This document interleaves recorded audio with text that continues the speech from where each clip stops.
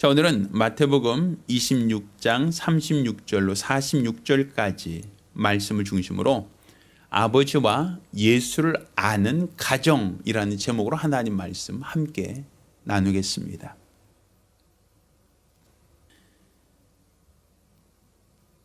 우리의 믿음은 하나님을 아는 데서 시작을 합니다. 우리가 세상 종교와 차이가 있는 것, 차별적인 것은 우리는 지성과 정성을 들이는 뭔가 고행하거나 자선하거나 또 자기 절제나 수도하는 구도자의 삶을 사는 것을 말하지 않습니다. 그것보다 더 우선적으로 더 중요한 것은 우리가 믿는 믿음의 대상, 그 하나님을 아는 것, 그 아는 것에서부터 우리 믿음이 시작된다라는 겁니다. 맹목적으로 우리가 열심을 내는 거 원하지 않습니다. 많은 재산을 그 사회에 가난한 사람에게 헌납하는 거 물론 중요하고 귀한 일이지만 우리 신앙에 있어서 그보다 더 우선되어야 할 것은 하나님을 아는 것부터 시작해야 된다라는 것이죠. 자, 우리 한번 그 성경을 좀 찾아보면서 우리가 이야기를 합니다. 자, 호세아서 6장 3절입니다.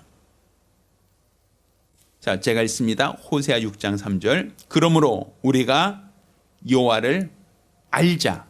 힘써 여호와를 알자. 자, 성경 뭐라고 얘기합니까? 여호와를 알라는 겁니다. 어떻게 해요? 힘써서 우리 믿음의 대상인 하나님을 알자라고 얘기합니다. 또 성경을 한 번 더 찾습니다. 요한복음 17장 3절. 잘하는 말씀이니까 제가 읽겠습니다. 영생은 유일하신 참 하나님과 그의 보내신 자 예수 그리스도를 뭐하는 것이다? 아는 것이다. 하나님께서 우리에게 영생을 주신다고 얘기합니다. 그런데 그 영생은 어떤 사람에게 주시는가? 유일하신 참 하나님과 보내신 자 예수 그리스도를 뭐하는 자? 아는 것. 아는 자에게 영생을 약속하신다라는 것이죠. 또 한 절 했습니다. 요한복음 8장 32절. 진리를 알지니 진리가 너희를 자유케 하리라. 자, 오늘 본문도 뭐라고 얘기해요? 진리를 뭐 하라고요? 알지니. 진리를 알라는 거예요. 진리를 알아야만 너희가 자유할 수 있다라고 얘기합니다. 자, 여호와를 알라, 힘써 여호와를 알라. 또 하나님을 아는 것, 그것이 바로 유일하신 참 하나님과 예수를 아는 것이 바로 영생에 이르는 길이다. 또 진리를 알아야만 너희가 진리로 말미암아 자유케 될 수 있다라고 얘기하죠. 그러니까 우리의 신앙은 어디서부터 시작한다고요? 하나님을 아는 것. 하나님을 아는 것에서부터 우리 신앙은 시작한다라는 거예요. 자, 만약 우리가 하나님을 알지 못하면 어떻게 될까? 자, 호세아서 4장 6절. 내 백성이 지식이 없으므로 망하는도다. 내가 지식을 버렸으니 나도 너를 버려 내 제사장이 되지 못하게 할 것이요. 내가 내 하나님의 율법을 잊었으니 나도 내 자녀들을 잊어버리리라. 뭐라고 돼 있어요? 내 백성이 뭐가 없어 망한다고요? 지식이 없어 망한다는 거예요. 무슨 지식? 하나님을 알려고 하는 그 지식, 하나님에 대한 지식, 하나님 말씀에 대한 지식이 없어서 망한다. 그러니까 너희가 내 율법을 잊었으니 나도 너희를 잊어버리겠다는 거예요. 그러니까 지금 우리가 하나님을 아는 것, 하나님을 아는 것이 우리의 믿음이고 하나님을 알라는 것이 우리의 신앙이란 말이에요. 예수님께서도 사람들이 나를 누구라 하느냐라고 묻죠. 예, 엘리야라고 합니다. 에레미야라고 합니다. 혹은 어떤 침례 요한이라고 합니다. 자, 너희는 나를 누구라 하느냐? 그 얘기는 다른 말로 너희는 나를 누구로 알고 있느냐라는 거예요. 그런데 주는 그리스도시요 살아계신 하나님의 아들로 알고 있습니다 라고 할 때 예수님은 그에게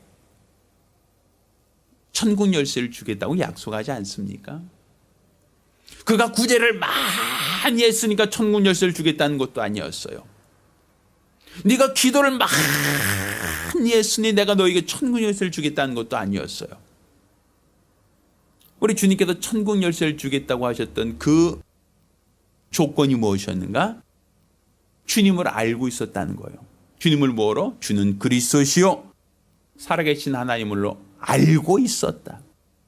그렇게 믿음으로 고백했다라는 것이 그가 천국 열쇠를 받을 만한 자격이었다라고 얘기하죠. 그러니까 우리가 지금 신앙생활하는 것은 하나님을 아는 것입니다. 하나님을 아는 것, 그러니까 내 믿음의 대상을 알고 믿으라는 거예요. 내 믿음의 대상을 알고 섬기라는 거예요. 내 믿음의 대상이 누구신 줄 알아야만 된다라는 거예요. 근데 그 믿음의 대상이 누구신가? 유일하신 참 하나님이시다라는 거죠.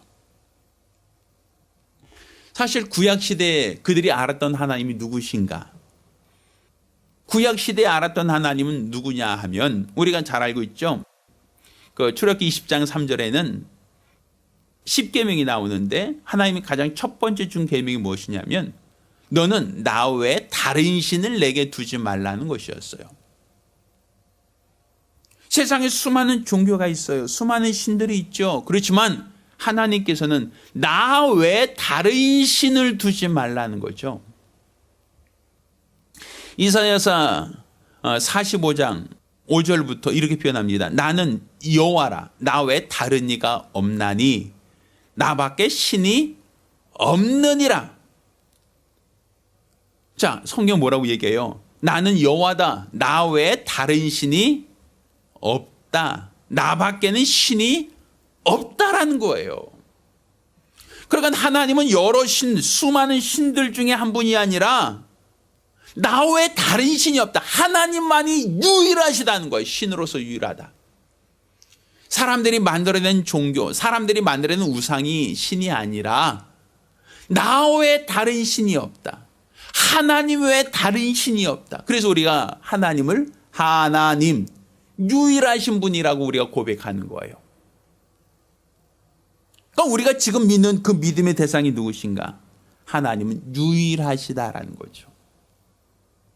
그러니까 구약시대에는 하나님 외에 다른 신이 없으니 우상을 만든 자들을 하나님이 다 멸하셨고 다른 신을 섬기는 자들을 다 하나님께서 다 멸하셨어요.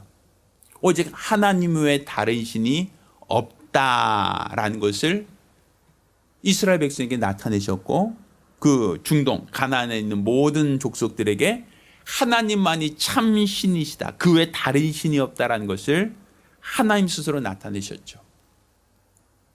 자, 그런데 이렇게 구약시대 지금까지 우리가 알고 있는 유일하신 참 하나님이라고 하는 그 믿음의 대상으로 섬기던 그 하나님께서 이 땅에 예수를 보내주셨어요. 예수는 곧 창세 전부터 하나님과 함께 계셨던 말씀이요. 또 그가 하나님과 동등 되신 하나님이십니다. 그런데 하나님 품속에서 자존하셨던 예수님께서 2000년 전에 말씀이 육신을 입고 세상에 오셨단 말이에요. 그러니까 이 땅에 오신 예수들, 이 땅에 예수님이 오셔서 비로소 예수님께서 아버지와 아들, 아버지와 예수 그리스도를 구분하고 있단 말이에요. 그런데 구분하고 있다라고 하는 것은 아버지 따로, 아들 따로가 아닙니다. 자, 성경을 찾습니다. 요한복음 10장 29절 30절입니다. 시작. 저희를 주신 내 아버지는 만유보다 크심에 아무도 아버지 손에서 빼앗을 수 없느니라. 나와 아버지는 하나이니라 하신대. 유대인들이 다시 돌을 들어 치려 하거늘 이렇게 표현하죠. 보면 성경은 아버지와 나는 하나라고 얘기해요. 성경은 아버지와 아들을 따로따로, 아버지 따로 아들 따로가 아니라 아버지와 나는 하나다라는 거예요. 구분할 수 없다는 거예요. 나눌 수 없다는 얘기예요. 그러니까 우리가 지금 잘 알 것은 아버지 품속에서 예수님이 나타나셨다라고 하여 아버지신, 아들신, 성령신 이렇게 구분할 수 없다는 거예요. 만약 이렇게 구분하면 이것은 삼신, 세 개의 신이 되는 거예요. 이건 이단입니다. 성경은 아버지와 나는 하나다라고 얘기하니까 우리는 아버지와 예수는 한 분이시다. 아버지와 아들과 성령은 한 분이시다라고 하는 우리 믿음이 우리 안에 있어야 됩니다. 그러면 아버지 품속에서 독생하셨던 예수가 이 땅에 나타나셔서 분명 우리는 아버지와 아들을 구분하고 있단 말이에요. 분명 성경은 얘기하죠. 예수님께서 기도하셨다. 우리가 조금 전에 읽던 게세마네 동산에서 예수님이 기도하시죠. 아버지여 내게 이 잔을 옮겨주옵소서 하고 기도하시죠. 그러면 내게 이 잔을 옮겨주옵소서라고 기도하는 예수님과 그 기도를 들으시는 아버지 하나님은 하나예요. 그러면 내가 기도하고 내가 듣는가? 좀 이상하죠. 분명 예수님께서는 무소부지하지 않아요. 하나님은 무소부지하시지만 아버지 하나님은 전능하셔요. 그렇지만 예수님은 육체가 있기 때문에 육체의 제한을 받고 있어요. 하나님은 시험을 받지도 시험 당하지도 않으신 분이지만 예수님은 광야에서 마귀에게 시험을 받으셨어요. 하나님은 죽지 않고 영존하신 분이시지만 예수님은 죽음을 경험하셨어요. 그러면 분명 하나님 아버지, 그러니까 우리 기도를 들으시고 우리 기도를 응답하시는 하나님 아버지와 아들 예수 그리스도는 분명 구분되어 있잖아요.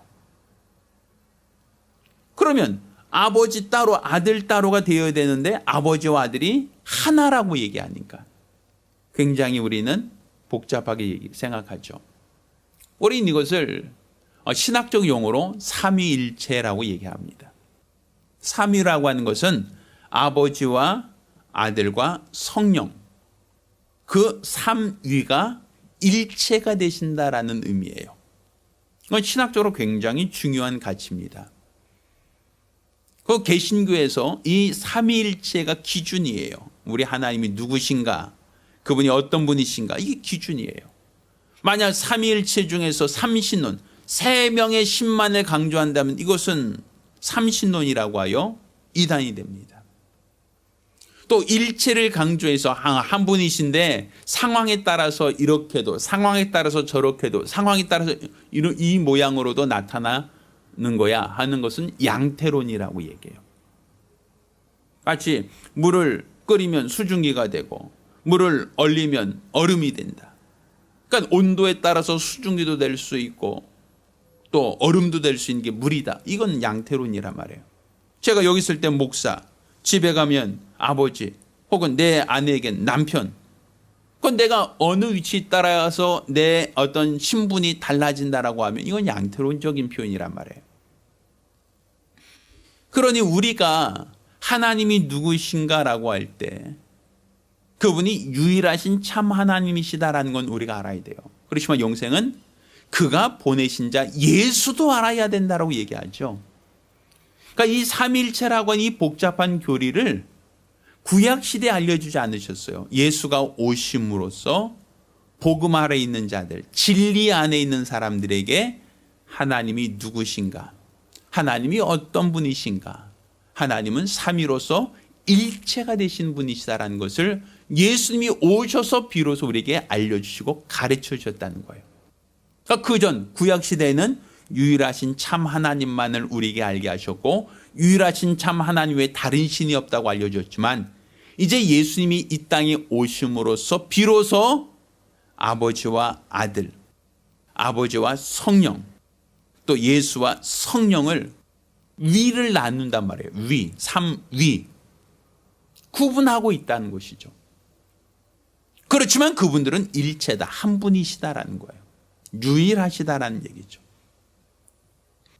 그럼 우리가 하나님을 아버지 하나님, 아들 하나님, 성령 하나님 이렇게 각각의 하나님으로서가 아니라 이분은 하나다.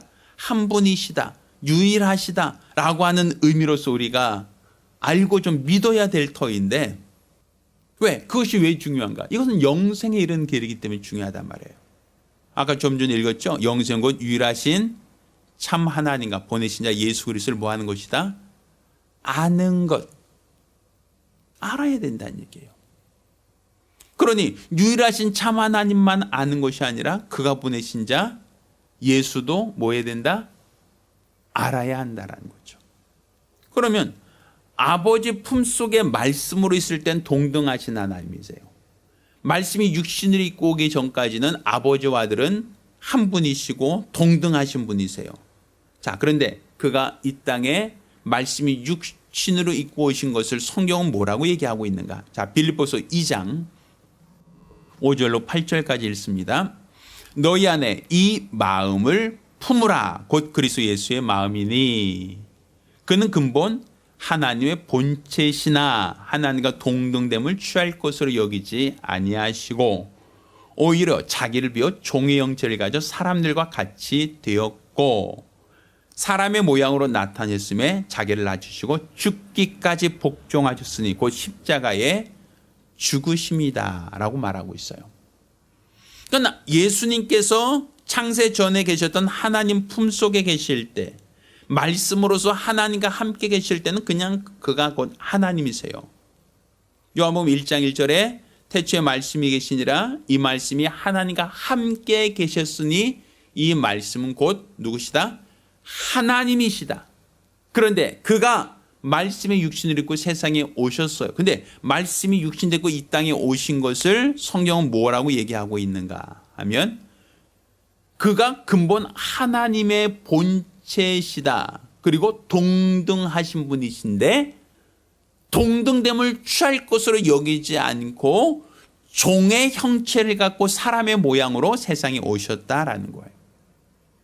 그러면 여기서 자기를 낮추셨다는 건 아버지 자신을 낮추셨다는 게 아니라 아버지 하나님 앞에서 자신을 낮추신 예수님이셨다라는 얘기죠. 그러니까 아버지 하나님이 계시고 그 아들이 말씀이 육신을 입고 오신 것이 자신을 낮추신 겸손의 표현이었다라는 얘기예요.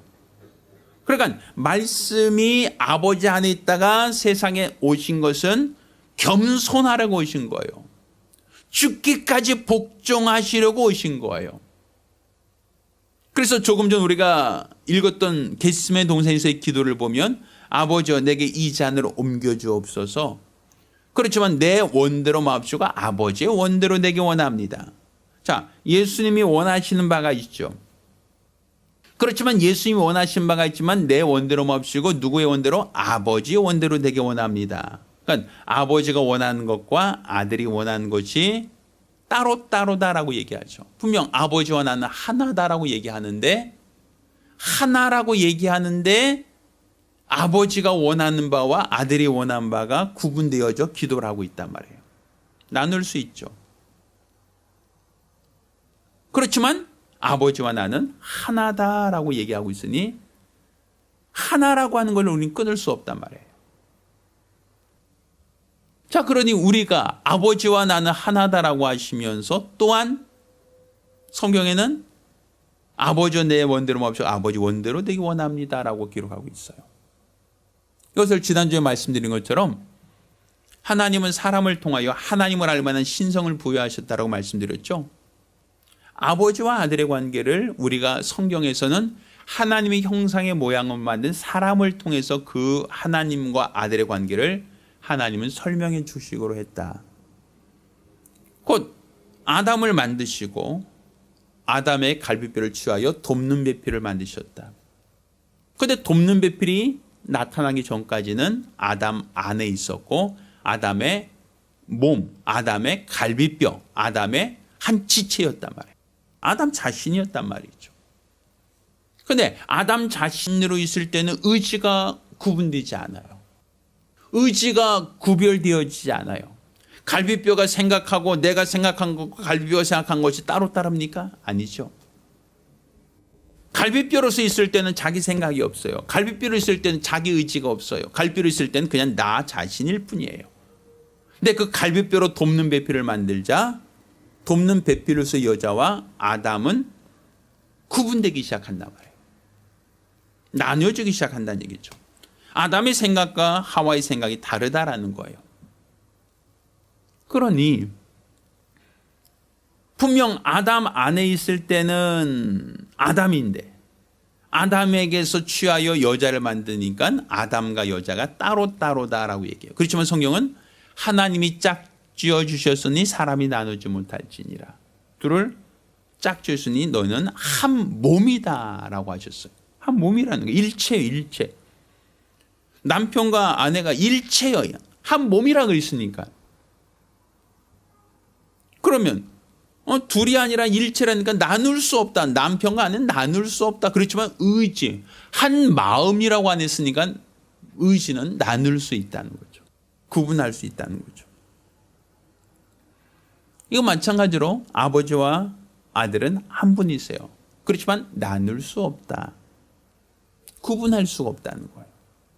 자, 그러면 여기서 우리가 나눌 수 있다라고 하는 구분은 의지, 생각이 다를 수 있다라는 걸 우리가 얘기했죠. 그렇지만 생각이 다르다고 각각 사는 게 아니라 하나로 통일되어야 된단 말이에요. 자, 그것을 어떻게 통일하고 있는가 하면, 자, 고린도서 11장 3절 읽습니다. 그러나 나는 너희가 알기를 원하노니 각 남자의 머리는 그리스도요, 여자의 머리는 남자요, 그리스도의 머리는 누구시다? 하나님이시다 라고 얘기하고 있어요. 그러니까 머리는 어떤 기관이죠? 생각하고 판단하고 결정할 수 있는 기능을 갖고 있죠. 그럼 내 몸은 스스로 생각하지 않아요. 스스로 판단하지 않아요. 스스로 행동하지 않아요. 뭐에 따라서? 머리의 생각을 따라서, 머리의 판단을 따라서, 머리의 결정을 따라서 손과 발이 움직이는 거예요. 머리 그냥 속된 말로 머리가 나쁘면 뭐가 고생한다고요? 손발이 고생한다. 이런 표현이 있죠. 그럼 머리가 나쁘면 손발이 고생한다. 그러면 아예 머리 갈아쳐. 내가 생각할게. 아예 머리 갈아쳐. 내가 판단할게. 이렇게 얘기할 수 있나요? 예전에 아주 어렸을 때 읽었던 이솝 우화라고 하는 그 우화에 보면 뱀이 머리와 꼬리가 어느 날 서로 싸운 얘기가 있어요. 꼬리 입장에서 볼 때는 머리는 항상 좋은 것만 먹고, 머리는 항상 좋은 것만 보고, 머리는 항상 자기가 가는 대로만 가고, 꼬리는 좋은 것도 못 보고, 좋은 것도 못 먹고, 또 좋은 곳으로 갈 수도 없단 말이에요. 계속 머리가 가는 대로 꼬리는 그냥 따라갈 뿐이란 말이에요. 그러니 꼬리가 어느 날 머리에게, 야, 바꿔. 이제 내가 앞서갈래. 왜 맨날 네가 앞서가는 거야? 너는 좋은 것만 보고 좋은 것만 먹고 좋은 것만 가는데 왜 나는 네 뒤만 졸졸 따라다니니? 난 그거 싫어. 그러니 이제 내가 앞서갈 거야. 자, 꼬리가 머리에게 자기가 앞서간다고 얘기합니다. 그리고 꼬리가 머리를 대신해서 앞서가려고 해요. 근데 문제는 꼬리에는 눈이 없어요. 그러니 앞서가려고 하지만 어디로 가야 할지를 알지 못한단 말이에요. 또 꼬리에는 입이 없어요. 아무리 좋은 것이 있어도 먹을 수가 없네요.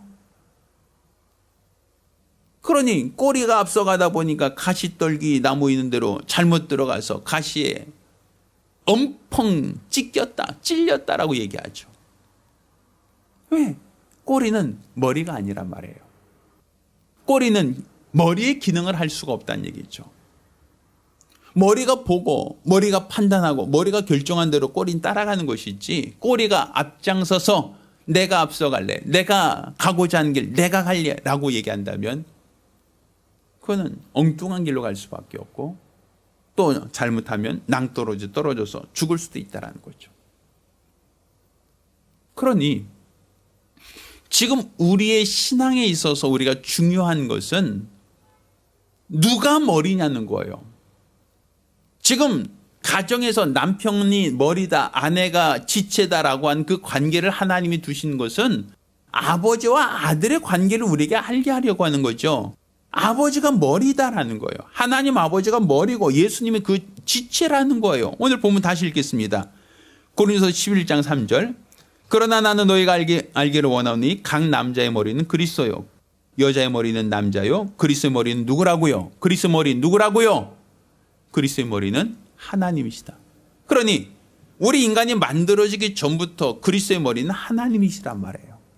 한 몸이죠, 머리와 몸은. 근데 누가 생각하고 누가 판단하고 누가 결정합니까? 머리가. 그래서 하나님은 뜻을 세우시는 분으로서 알파라고 얘기하는 거예요. 하나님은 뜻을 정하시는 분으로 알파라고 얘기하는 거예요.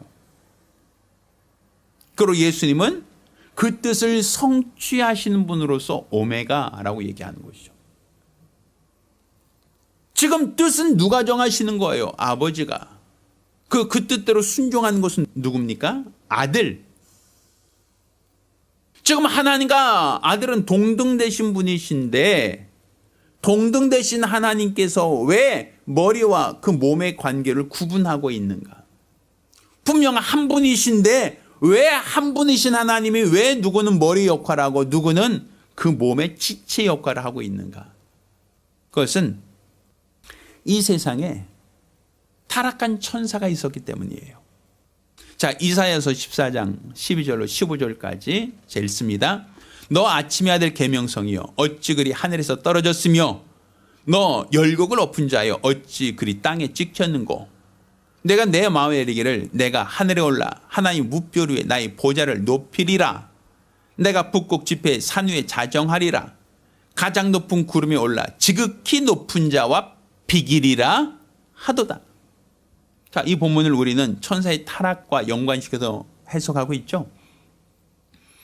계명성이라 불려지는 광명의 천사, 그가 지극히 높은 자와 비기리라라고 했단 말이에요. 천사는 원래 부리는 영이에요. 종이에요. 종이라는 것은 주인의 명령에 순종하는 하인 아닙니까? 그런데 그 부리는 종이 지극히 높은 자와 비기리라라고 했단 말이에요. 그러면 하나님께서 이 천사를 심판하려면 지극히 높은 자와 비기리라 한 것을 불의로 정하셔야 돼요. 범법으로 정해야 된단 말이에요. 이것을 하나님이 심판하시기 위해서는 하나님과 비기리라고 하는 그 모든 것들은 다 하나님이 불법, 그것을 죄라고 하나님이 판단하셔야 된다는 것이죠. 그러면 그것을 죄라고 판단하기 위해서는 뭐가 기준이 돼야 돼요? 하나님과 동등하려고 하는 것은 죄다라고 얘기해야 되죠. 그러면 하나님과 동등하고자 하는 것이 죄라고 하는 것을 하나님이 어떻게 표현하셨는가? 아버지와 아들의 관계를 통해서 설명하는 거예요. 원래 아버지와 아들은 동등하신 분이세요. 아버지와 아들은 일체란 말이에요. 한 분이란 말이에요. 그런데 한 분이신 하나님이 말씀이 육신으로 입어 세상에 오심으로써 그는 동등됨을 취할 것으로 여기지 않으셨다라고 얘기하죠. 그러니까 예수님이 하나님과 동등하신 분이신데 스스로 동등함을 취할 것으로 여기지 않으신 것, 이것을 하나님이 의로 정하시는 거예요. 그리고 하나님이 그것을 의로 정하셨으니 하나님과 동등해지려고 하는 그 모든 것들은 다 뭐가 돼요? 불법이 된단 말이에요. 그러니까 아담이 선악과를 먹은 게 왜 불법이 되는가? 이것을 먹으면 너도 눈이 밝아, 너도 뭐가 될 것 같다? 하나님처럼 되리라. 그러니까 하나님처럼 되리라. 하나님과 동등해지리라. 지극히 높은 자와 비기리라. 이 모든 것이 다 불법이 되고 죄가 되는 거예요. 그러니 하나님께서 그 아들을 세상에 보내신 것, 또 그 아들로 말미암아 육체를 입고 고난당하사 십자가에 달려 죽기까지 하신 것, 이것을 하나님이 의로 정하신 이유가 무엇인가? 그것은 마귀를 멸하시려고 한다라는 거죠. 요한일서 3장 8절에 하나님의 아들이 세상에 오신 것은 마귀를 멸하러 오셨다라고 말하지 않습니까? 그러니까 마귀를 어떻게 멸하신다는 거예요? 동등하신 분으로서 동등됨을 취할 것으로 여기지 아니함으로 이 겸손을 하나님이 법으로 삼아서 하나님과 동등해지려고 했던 천사를 뭐한다? 심판하신다라는 것이죠. 그리고 지금 우리도 똑같은 거예요. 이 세상에서 하나님과 동등해지리라라고 한 자들을 하나님 뭐 하신다? 심판하신다라는 거예요. 전 요즘에 과학의 진보를 보면서 많이 깜짝깜짝 놀랄 때가 있어요. 사람이 내 눈이 밝아 너도 하나님처럼 되리라라고 하는 그 욕심이 있었던 것처럼 사람들은 끊임없이 발명을 하고 개발을 해요. 사람의 수명을 연장시키기 위해서 사람의 죽음은 하나님께 달려 있는데 그 죽음까지도 초월하기 위해서 의학을 발달시켜요. 하나님만이 창조주이신데 사람들은 기계를 만들 뿐더러 로봇을 만들 뿐더러 이제는 스스로 생각하는 AI를 만들고 있어요. 하나님이 하는 것을 자꾸만 도전하고 있어요. 하나님의 영역을 사람이 자꾸만 침범하려고 하고 있어요. 이 모든 것들은 다 죄에서 나오는 거예요. 지극히 높은 자와 비길이라 라고 하는 것이 다 타락이란 말이에요. 그러니 하나님께서는 각 가정에서 남편과 아내, 원래는 한 몸이었는데 왜 아내를 구분하셨는가? 이것은 동등한 지체이지만 동등됨을 취할 것으로 여기지 않는 겸손. 이것이 바로 하나님이 정하신 의니까. 아버지와 아들의 관계를 모델로 삼아서 가정에서도 남편과 아내가 하나님과 아들의 관계와 같은 그 관계를 맺는 것. 이게 바로 가정이에요. 부부예요. 결혼이에요. 그러니 우리가 하나님을 알라, 힘써 하나님을 알라고 하는데 보이지 않는 하나님을 어떻게 합니까? 우리가 그렇죠. 음식이 있을 때 이 음식 뭐예요? 짜장면이요. 이 음식 뭐예요? 짬뽕이요. 이 음식 뭐예요? 이건 탕수육이네요. 모양을 보고 사람은 알 수 있어요. 그런데 먹어보지 않는 사람은 이게 짜장면 맛이구나. 이게 짬뽕 맛이구나. 이게 탕수육은 이런 맛이구나. 이거는 어떤 사람만 알 수 있어요. 눈으로 본 사람만 아는 게 아니에요. 눈으로 보고도 구분하죠. 짜장면, 짬뽕, 군만두.